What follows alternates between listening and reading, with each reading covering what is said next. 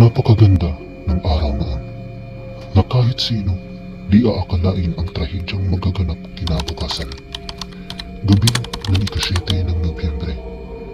Mayroon na akong pangitain at napapanaginipang pangyayari, ngunit di ko lubos maintindihan. Hanggang dumating na nga ang dumaho sa kasaysayan ng buong mundo. Ngunit ang mga sumunod na eksena ay siyang di ko rin makakalimutan. Dumaan ang mga araw, unti-unting umaalingasaw ang baho ng mga namatay.